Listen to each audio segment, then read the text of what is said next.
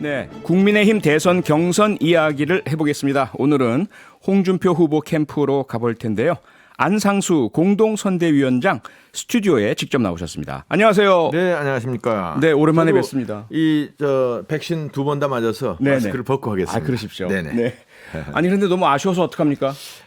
글래서 저도 뭐 4강 안에 들어갈 걸로 기대를 했었는데 막판에 원희룡 의원이 치고 올라오는데 네. 그게 그래서 4.5등 한 것 같아요. 4.5등이요. 네. 제가 오면서 지금 MBC 밖이 시끌시끌 하잖아요. 네네. 오늘 잠시 후 8시 10분에 예. 국민의힘 이제 대선 후보들 맞수 토론이 있어서요. 예. 그래서 막 구호도 외치고 응원하던데 네. 안상수 후보님을 응원하는 목소리가 있을 상황 아닌가 싶어서 좀 아쉬우시겠어요.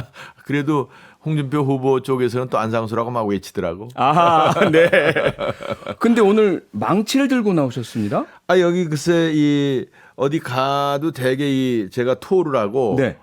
상징적인 걸 가지고 나와서 하면 재밌다 이래가지고 아하. 요청이 있어요. 네. 네, 토르 아주 그 무시무시한 신의 망치인데요. 네네. 예, 지금 저희 그 안상수 홍준표 후보 캠프 공동 선대위원장님 모시고 인터뷰를 하고 있는데요. 유튜브로 생중계되고 있습니다. 저희 모습을 직접 보고 싶으신 분들, 토르의 망치 보고 싶으신 분들, 댓글로 참여하시고 싶으신 분들 유튜브에서 표창원의 뉴스아이킥 검색해서 들어와 주시면 감사하겠습니다. 4강 탈락 무척 쓰라리시고 그동안 무척 노고가 많으셨을 텐데 뭐 쉬실 틈도 없이 바로 홍준표 캠프에 합류하셨습니다. 이제 이재명 후보가 네. 민주당에서 결정되는 것을 보고 네. 사실 우리가 보기엔 그 부동산 투기 혐의를 받고 있는 사람인데 그런 사람을 대표로 민주당에서 후보로 내세울 때는 뭔가 이게 우리 당에서도 국민의힘에서도 후보가 흠집이 있으면 이것을 반드시 뭐 조사를 엄하게 해서 뭐 음해가 됐든 혹은 뭐 여러 가지 공작이 됐건 네. 그렇게 해서 후보를 흠집을 내게 될 수가 있고 그렇게 되면 결국은 이게 그쪽에서는 물타기의 명수들이니까 우리 후보들은 그런 그 흠이 좀 없고 검증이 됐다 하는 사람이 낫지 않느냐. 이게 홍준표 후보는 아시다시피 5년 전에 대선에서 이미 한번 검증이 됐고 네. 지금 주변에 대한 여러 무슨 뭐 의혹이나 수사받고 있는 내용이 없기 때문에 네. 결국은 대결을 할 때 국민들한테 아주 클리어하게 이쪽은 부패, 불의 세력, 우리 쪽은 정의 깨끗한 세력으로 이렇게 국민들한테 설득 호소하기가 좋지 않느냐. 그래서 네. 저는 이제 윤석열 후보가 문재인 정권의 폭정에서 그 저항하는 모습으로 우리 국민들한테 특히 야권한테 좋은 모습으로 비춰진 것에 대해서는 저도 고맙게 생각을 합니다만은 네. 본선이 4개월이나 되기 때문에 이게 뭐 하루하루가 다 전쟁인데 어떤 변수가 있으면 안 되고 또 토론에서도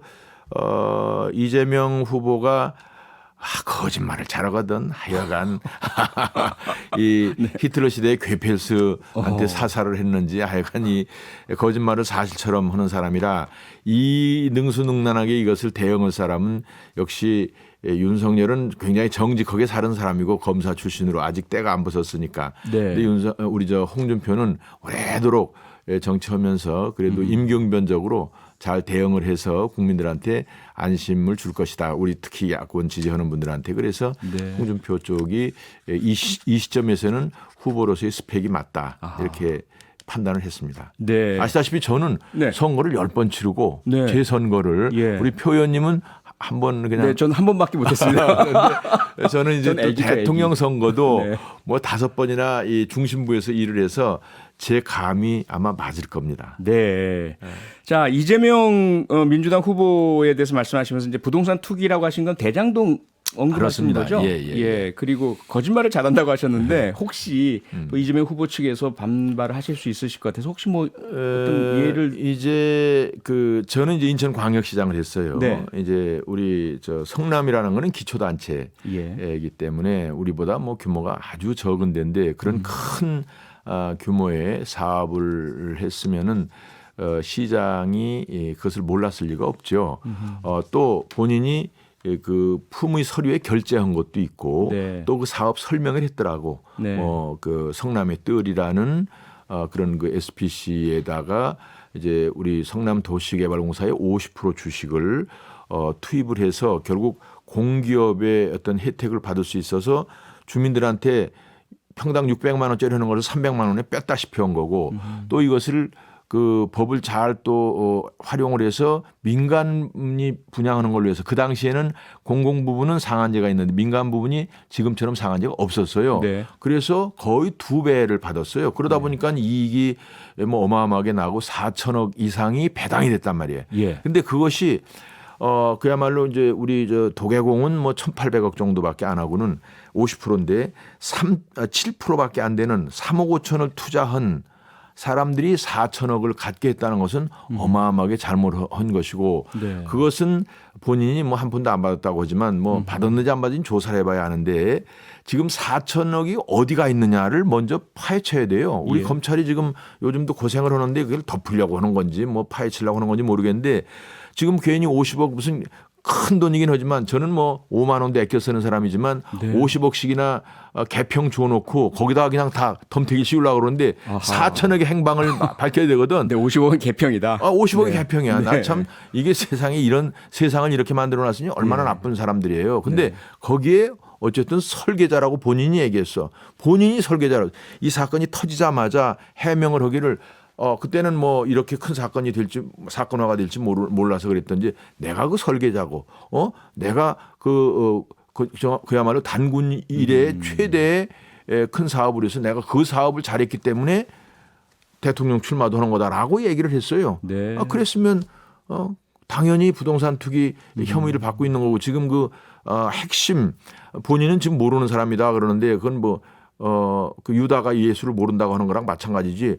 아니 그 자기가 임명을 해서 10년 네. 동안 사장 대행으로 임명하고 같이 설계해 놓고는 모른다 그러면 말이 안 되고. 유동규 씨 말씀이죠? 그렇죠. 네. 그렇죠. 그래 놓고는 지시를 했으면 그이가 지금 모른다보다는 측근이 아니다 이렇게 이해하는 것 측근이 같습니다. 그렇지. 네네. 측근이 아니다. 뭐 거의 그것도 같은 얘기인데 네, 알겠습니다. 일주일에 내가 보기에 한두 번은 만났을 텐데. 네. 예. 대표님 제가 여쭤볼 게 많아서 예. 일단 예, 네, 그 사안은 뭐 수사를 통해서 많이 밝혀지겠죠. 조금 예. 보고요. 밝혀지길 바라는데 네. 하여튼 그 부분만 그래서 이 예. 유동규가 이제 배임 혐의로 됐으면 사실은 시장도 배임 혐의가 될 수가 있는데 그런 사람을 후보로 내세웠으니까 우리 측에다가도 뭐 혐의 있으면 다 갖다 뒤집어 씌워가지고 네. 후보를 그런 식으로 만들어서 물타결 걱정이 있어서 내가 홍준표를 지지하고 예. 그렇게 선대위원장도 하고 있다는 말씀을 네. 장황하게 설명을 드렸습니다. 네. 죄송합니다. 아니요. 그래서 민주당 후보는 그렇게 문제가 있고 그러면 걱정하시는 윤석열 후보의 그런 의혹이나 민주당이 공격할 포인트는 어떤 것들로 짚고 계세요?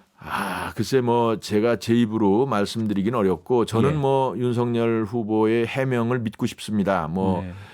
추미애 장관이 자기를 죽이려고 그냥 탈탈 다 털었는데 아무 일이 없다고 그러는데 네. 그때 이후에 발견된 일도 좀 있는 것 같기도 하고 그래서 하여간 이 검찰이라는 데는 조사를 해서 기소할 권한이 있잖아요. 나중에 네. 무죄가 되더라도 예. 기소를 시켜놓으면 우리 후보하고 이재명 후보하고 비교. 이재명이라는 사람은 자기가 100을 잘못하고 상대방이 하나를 잘못해도 이걸 비기는 그 노하우가 있더라고요. 아하. 그래서 네. 흠이 없어야 돼. 예. 그래서 좌우간 우리 네. 윤 후보 뭐 좋은 후보이긴 한데 이 시점에서는 아니지 않느냐. 이런 것을 우리 당원들도 잘 깊이 생각을 해야 된다라는 차원에서 다시 한번 강조를 하는 겁니다. 네. 홍준표 후보께서 SNS에 그렇게 밝히셨어요. 오늘은 안 봐주겠다. 매운맛 보여주겠다. 그동안 검찰 후배라서 봐줬는데 뜨거운 맛 보여준다. 아마 안상수 의원님께서 많이 조언을 주셨을 것 같은데요. 어떻게 매운맛 보여주실까요? 아마 이제 다자간 토론할 때는 뭐 정책이라든지 이런 쪽이 위주지만 예. 이렇게 단독으로 할 때는 좀 검증을 좀 해야 되지 않느냐 이런 그 방향을 잡는 것 같고 네. 이제 뭐 그것을 뭐 비방이라든지 무슨 폄하 이런 차원이 아니라 예. 진실에 접근하는 내용으로는 얘기할 수가 있는 거죠. 사실은 네. 우리 국민들은 어떤 때는 막 그냥 비판을 하다가도 자기도 하다가는 또 세게 얘기하면 그 불쌍하게 생각해서 동정표가 나오고 그런 게 있거든요. 경향이. 약자를 좀 예. 응원하는. 예. 네. 그런데 사실은 우리는 어차피 민주당 후보 특히 이재명 후보한테 아주 세게 공격받고 조련받을 수 있는 그야말로 그러한 상황이기 때문에 네. 우리 측에서도 검증할 것은 검증하는 것이 맞습니다. 아하. 맞는데 네. 그런 부분인데 저는 뭐 다른 개인적인 것에 대해서는 뭐 특별히 적이 없고 다만 이제 어찌 됐든 그 대통령이라는 직책을 얼마나 어마어마한 직책입니까? 그 네. 대한민국 5천만의 생명과 재산을 책임지는 건데 지금 이제 검찰총장만 쭉 하시고 검사만 있다가 몇 개월 만에 나와서 대통령 업무를 수행한다는 것이 과연 지금 가능하고 합당한가? 굳이 이 시점에서 네. 그런 부분에 대해서는 뭐 국민들한테 주의를 환기시킬 수 있다. 다만 그동안에 우리 당 특히 지지하시는 분들은 어쨌든 문재인 정권을 무너뜨리기 위해서는 윤석열이 그동안에 쭉 대안이었으니까 아직도 그 계속 윤석열 후보한테 기대하는 면이 있는데 이거 끝까지 잘 할 수 있느냐라는 판단의 준거를 한번 드릴 필요가 있다 이런 기회 저는 네. 그렇게 생각합니다. 예. 검찰총장 그리고 검사 생활 오래 하다가 정치한 지 얼마 안 돼서 대통령 되기가 좀 준비가 안 됐지 않느냐라는 말씀이신데요. 그와 연결되는 것이 얼마 전에 당을 해체해야 된다라는 발언 상당히 많은 후폭풍이 있습니다. 어떻게 보세요? 그거는 적절한 발언은 아니죠. 네. 아마 우리 국민들이 정치권 전체에 대해서 특히 대장동이나 이런 걸 보고 그러면서 뭐 흔히 무슨 기업은 2류고 행정은 3류고 뭐 정치는 4류다 이러고 그냥 정치권을 비판하는 것에 대해서 사이다식으로 생각하는 그런 경우가 있어서 그런 표현을 했는지 모르겠는데 사실은 지금 우리 윤석열 후보의 지금 그 지지 근본이 기본이 사실 우리 당에 한 5, 60% 이상이 돼요. 네. 초기에 좀 더 높았다가 지금 약간 조정 중인데 예. 홍준표 후보가 이제 일반 여론조사는 좀 높은 거로 나와요. 그렇죠. 그러다 보니까 그 당에서도 중도적인 생각을 가지고 있던 분들이 이게 홍준표로도 가능한 거 아니냐 조금 도는데 사실은 당의 근간에 있는 분들 네. 우리 뭐 당협위원장이라든지 이런 분들이 상당 부분 60~70%가 지금 그 윤석열을 지지하거나 아니면 그쪽 네트워크가 돼 있어서 우리는 그걸 어떻게든지 좀 약간이라도 좀 분산시키려고 노력 중인데 네. 본인 스스로 이걸 깨면은 그거는 우리한테 굉장히 좋은 발언이라고 볼 수 있지. 네. 자, 그런데요. 네. 지금 말씀하신 대로 상당히 이제 홍준표 후보가 지지율도 높아지고 치고 올라오는 모습을 많이 보여주셨는데 예. 오늘 김종인 전 비대위원장이 홍준표 후보는 앞으로 더 치고 올라가기 힘들 거다. 한계에 왔다. 이런 말씀을 주셨어요. 어떻게 보십니까? 우스갯소리로 얘기하자면 네. 김정인 위원장이 이제 홍준표한테 사감이 좀 있기는 하죠. 그 전에 뭐 검사 시절이 뭐 어떻겠다 이런 얘기도 있고 그런데 예. 지금은 김정인 위원장이 그렇게 누구 편을 들어서 말씀하시는 것은 당에 큰 도움이 될 것 같지 않아요. 뭐 저도 그분을 존경하고 네. 찾아뵙기도 하고 그랬습니다만 또 영향력도 과거와 같지는 않지 않나. 뭐 저는 그렇게 또 생각을 해봅니다. 네. 왜냐하면 네. 이제 이 젊은 층들이 우리 당에도 많이 지금 그 대의원으로 많이 들어오셨고 들어왔죠. 예. 지금 이제 젊은 층에서 이게 기득권을 깨려고 홍 쪽으로 많이 모였거든요. 이놈들 다 죽일 놈들이라고 그러고 우리가 정치 세력화돼야 됐던데 마침 홍 후보 쪽으로 모인 것이 지금까지 현상이라고 볼 수 있는데 예. 그분들은 또 그렇게 뭐 우리 정치 과거의 지도자들 얘기를 그렇게 귀 기울이지 않고 역반응도 있을 수 있기 때문에 그렇고 하여간 김종인 위원장님은 존경스러운 어른으로 남아야지 뭐 지금 이 판에 그렇게 뭐 어떤 견해를 특별히 말씀하는 건 뭐 바람직한가를 한번 생각해 볼 필요가 있죠. 네. 앞서 의원님께서 홍준표 후보가 일반 국민들 젊은 층으로부터 지지를 많이 받지만 당 내에서는 아직까지 윤석열 후보 쪽의 지지가 많다. 아니 의원들도 사실 안상수 의원님이 상당히 조금 뭐랄까요 독특하시다고 보여지는데 많은 의원들이 윤석열 후보 캠프에 같이 가 있지 않습니까? 예. 앞으로 어떻게 그럼 당심을 잡으실 계획이신가요? 그것은 이제 이런 것이죠. 뭐 우선 정치권이라는 게 되게 세에 따라서 가는 경향이 있지 않습니까? 예. 그게 이제 지난 한 3, 4개월 전만 하더라도 윤석열 후보가 단연 그냥 1강이고 우리 홍 후보도 뭐 10%대에서 왔다 갔다 하는 상황이니까 네. 아이고 윤석열로 뭉쳐가지고 정권 교체를 해야 되겠다 이랬었는데 네. 역시 홍 후보가 많은 노력 끝에 2강으로 됐기 때문에 지금 내부에서도 아주 확 확실하게 그쪽에 그 윤석열 캠프랄까 이런 데랑 연결이 된 분 이외에는 그냥 약간씩은 여러 가지 균형 감각을 보고 관망한다 이렇게 볼 수가 있고요. 예.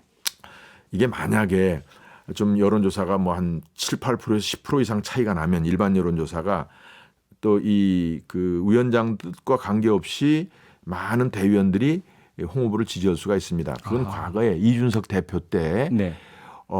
처음에 1개월 전에 출마 선언은 1개월 만에 대표가 됐는데 네. 그때 당심이라는 게 뭐 한 10%대 미만이었는데 그랬죠. 이게 그랬죠. 갑자기 예. 이준석 대표가 이제 일반 여론조사가 40% 50% 되니까 네. 당심 중에 상당 부분이 변화가 와서 아하. 결국은 한 5, 6% 차이밖에 안 됐을 거예요. 예. 그런 경우도 있다시피 당심이 민심에 이제 수렴을 한다 이렇게 보면 되기 때문에 네. 그럴 가능성이 여전히 있다 이렇게 보는 분석이 맞을 겁니다. 네네. 저희가 더 말씀을 듣고 싶은데 시간이 다 돼서요. 네네네. 다음에 다시 한번 모시겠습니다. 예, 아이고, 오늘 말씀 너무 고맙습니다. 표 의원님 너무 반갑고 네네. 이런 자리 아니래도 꼭 좀 한번 만나고 싶어요. 알겠습니다. 네, 다음에 감사합니다. 또 모시겠습니다. 네네, 그러시죠. 고맙습니다. 연락 주십시오. 네. 네네. 네, 지금까지 국민의힘 홍준표 캠프 안상수 공동선대위원장이었습니다. 평일 저녁 6시 5분에 여러분을 찾아갑니다. MBC 라디오 표창원의 뉴스 하이킥.